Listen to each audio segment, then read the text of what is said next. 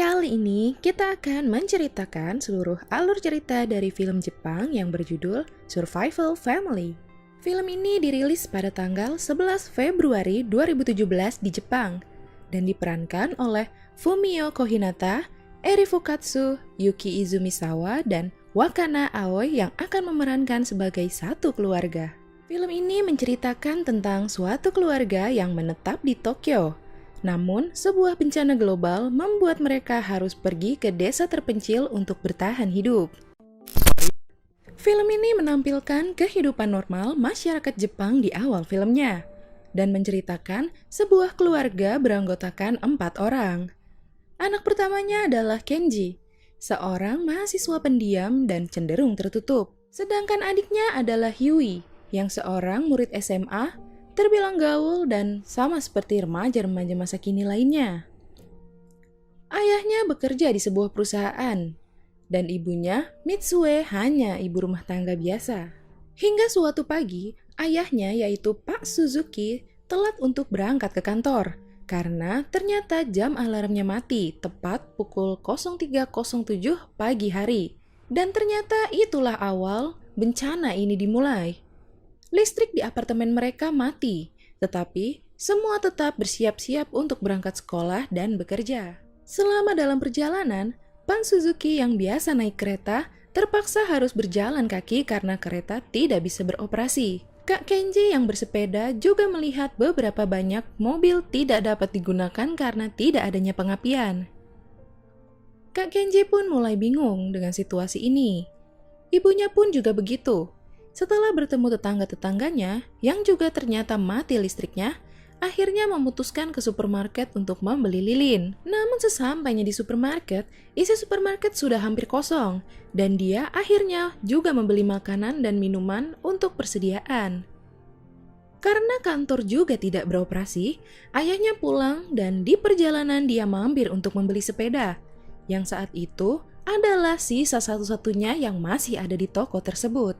Setelah makan malam, Kak Kenji ingin buang air, namun ternyata air juga tidak menyala. Tetapi untungnya ibunya sempat menampung air di bak pemandian. Mereka semakin bingung dan hanya bisa berharap besok sudah kembali normal lagi. Namun ternyata sudah seminggu berlalu dan tidak ada perubahan. Ayahnya pun tidak bisa mengambil uang di bank. Persediaan makan dan minuman pun juga semakin sedikit. Dan tetangga-tetangga di daerah apartemennya pun sudah pada pergi. Akhirnya ayahnya memutuskan untuk mengajak mereka semua pergi ke rumah kakek mereka di Kagoshima dengan rencana akan naik sepeda ke bandara di Haneda. Sempat ada penolakan dari Yui karena dia tidak ingin pergi ke pedesaan. Namun akhirnya dia mau menuruti ayahnya dan mereka segera berkemas. Kak Kenji dan Yui naik sepeda masing-masing, sedangkan ibunya dibonceng oleh ayahnya. Sudah jauh-jauh ke Haneda, ternyata bandara juga tutup karena pesawat juga tidak bisa beroperasi. Mereka sempat bermalam di sebuah hotel kecil di dekat bandara dengan harga yang mahal untuk sekedar membicarakan bagaimana selanjutnya. Akhirnya mereka sepakat mau tidak mau harus meneruskan untuk tetap ke Kagoshima menggunakan sepeda. Keesokan harinya, Kak Kenji dan Yui pergi ke toko buku untuk mencari peta. Sementara itu, ayahnya melihat ada sepeda di samping rumah, yang ternyata adalah sebuah toko yang menjual beras. Dan dia berniat membeli sepeda tersebut. Namun, uang sudah tidak lagi dibutuhkan di saat itu. Penjual itu hanya mau ditukar dengan makanan atau minuman. Akhirnya mereka menukarkan beberapa minuman botol dan juga minuman alkohol mahal sebagai bayaran atas sepeda dan beras tersebut. Dengan bermodalkan peta, mereka memulai perjalanan jauh mereka. Mereka melewati jalan tol, di mana di sana sudah banyak orang yang berjalan kaki, naik sepeda, bahkan ada yang naik skateboard dan sepatu roda. Sampai sudah hampir malam, mereka beristirahat dan bermalam di dekat sebuah museum yang juga banyak orang bermalam di sana. Terlihat adegan yang sangat menyayat hati. Saat mereka tidur, ada seorang pria yang mencuri sebotol air minum mereka. Namun, saat Kak Kenji mengejarnya, ternyata air itu diberikan untuk bayinya. Dan akhirnya, Kak Kenji mengikhlaskan air tersebut. Esok hari adalah hari ke-16 bencana ini berlangsung. Persediaan makan dan air mereka juga sudah habis. Mereka sempat mampir di pinggir sungai untuk sekedar bersih-bersih dan mencuci pakaian. Setelah itu mereka mulai melanjutkan perjalanan lagi. Namun, di tengah perjalanan tiba-tiba hujan angin yang membuat ban sepeda ayahnya rusak dan barang mereka pun juga berantakan dan rusak. Kak Kenji dan Yui mencoba mencari toko untuk membeli peralatan untuk memperbaiki ban sepedanya yang robek. Selain itu, mereka juga mencari air, namun sudah tidak ada yang tersisa di toko tersebut.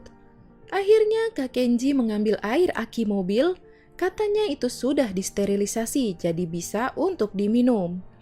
Mereka juga mengambil makanan kucing kaleng untuk berjaga-jaga apabila tidak ada lagi yang bisa dimakan. Setelah memperbaiki sepeda, mereka melanjutkan lagi hingga pada hari ke-22 mereka bertemu dengan keluarga lain yang juga sedang beristirahat.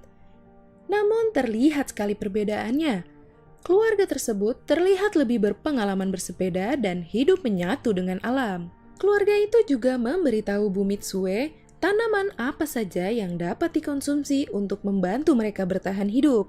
Anak dari keluarga tersebut membawa kamera jadul yang menggunakan film, dan dia juga sempat memfoto keluarga Pak Suzuki sebagai kenang-kenangan dan akan dikirimkan nanti apabila keadaan sudah kembali normal. Sampai akhirnya mereka harus berpisah karena keluarga tersebut ingin ke Nagoya untuk menikmati keadaan dengan bersepeda. Sedangkan keluarga Pak Suzuki ingin ke Osaka karena sempat mendengar ada yang bilang bahwa di sana tidak terkena pemadaman listrik. Namun kenyataannya di hari ke-43 mereka sampai di Osaka. Ternyata di sana juga sama seperti di kota-kota lain. Selagi mereka mengelilingi kota tersebut, ternyata mereka menemukan tempat di mana sedang ada pembagian makan, yang ternyata ikan dan hewan laut lainnya diambil dari sebuah SeaWorld yang ada di sana. Tetapi karena mereka datang terlambat, mereka tidak kebagian sedikit pun. Mereka memutuskan untuk melanjutkan perjalanan, tentunya dengan menahan lapar. Sampai di hari ke-67, mereka melewati sebuah ladang dan melihat ada seekor babi. Mereka langsung mengejarnya dan berhasil menangkapnya. Namun saat hendak memotong babi tersebut, mereka tidak tahu bagaimana caranya. Sampai tiba-tiba ada seorang warga yang datang membantu mereka. Dan warga itu pun membawa mereka ke rumahnya.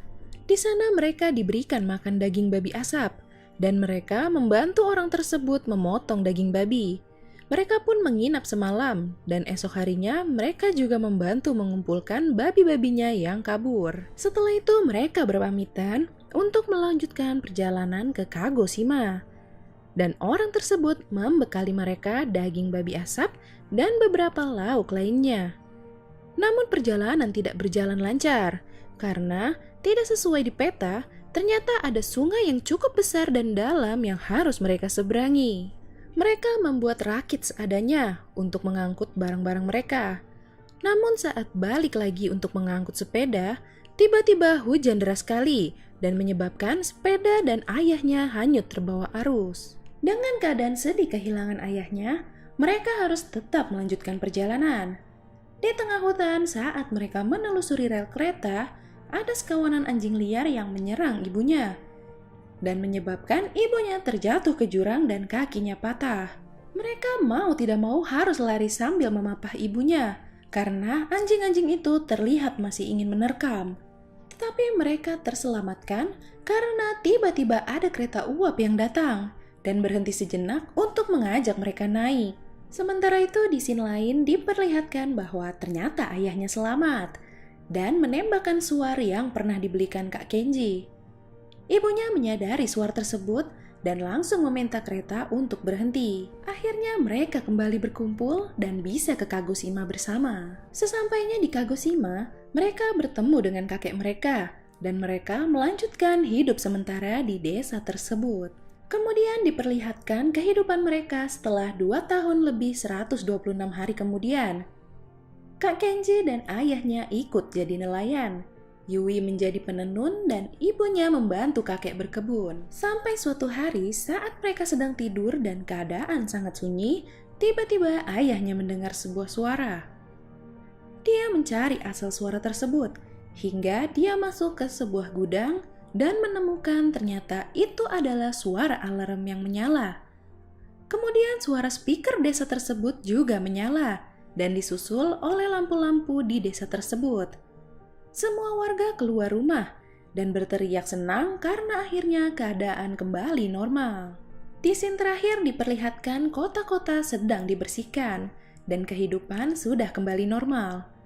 Penonton juga diberitahu bahwa ternyata menurut para ahli, fenomena tersebut kemungkinan disebabkan oleh gelombang radiasi matahari atau komet. Setelah kejadian ini pun membawa perubahan baik pada keluarga Pak Suzuki. Mereka terlihat lebih harmonis dari sebelumnya.